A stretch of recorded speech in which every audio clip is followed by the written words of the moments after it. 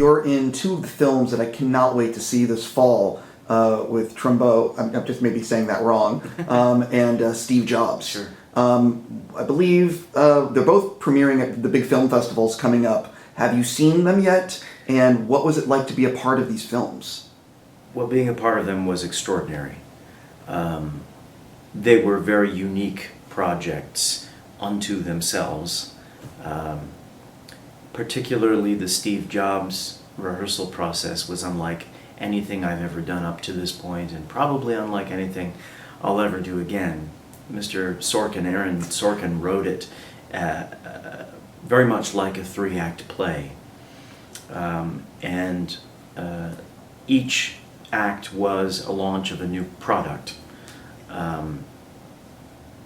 So we rehearsed each act for 2 weeks, and then we shot for 2 weeks. Then we rehearsed for 2 weeks, then we shot for 2 weeks, then we rehearsed for 2 weeks, and then we shot for 2 weeks. And that was amazing, because by the time we were ready to shoot, we were really, really ready. And you know, it brought us all together, I think, in an extraordinary way. Also, it kind of gave us something in the telling of the story that you don't often get, which is a sense of momentum of what a story is telling you. We had, or he got the opportunity to get the barrage of nonsense that was being thrown at him throughout the entire story. It was just unlike anything I'd ever done before. If I may follow up on that, I love Aaron Sorkin's dialogue. Yeah. I just love it so much. Yeah. What was it like for you the first time you get that script and you realize the meaty dialogue you're going to get to deliver? Yeah, I mean, it's a dream. You know, it makes you laugh. It made me instantly just laugh, because it is so good and it's so fun to play. It does all the work for you. I remember talking to Jeff Daniels about that when we were sitting around waiting to rehearse one day, and you know, he had become, you know, an aficionado, having worked with him for 3 years, and he was just trying to encourage me to trust the words, and that, you know, they will hold, you know, any speed that you want to throw at them. I was a little afraid that if I went too fast, it would come off as a bit too facile. But it holds anything you can throw at it. Remarkable that way.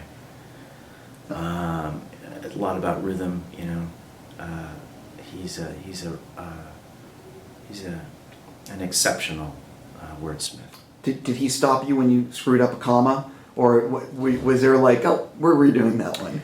Well, to that point, it wasn't so much about stopping us as it was sometimes, because he was sitting in the room with us while we were rehearsing, so he would say, that little flub or something that you just happened to do, let's add that in, or, you know, say that word and then a comma and then a dot dot dot and say it again afterwards. So he was constantly refining, retooling, and you know, the specificity was insane and wonderful.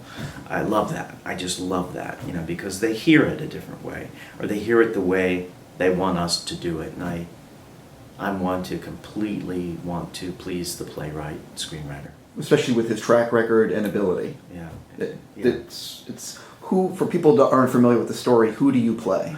I play Andy Hertzfeldt, who was one of the original members of the Macintosh team.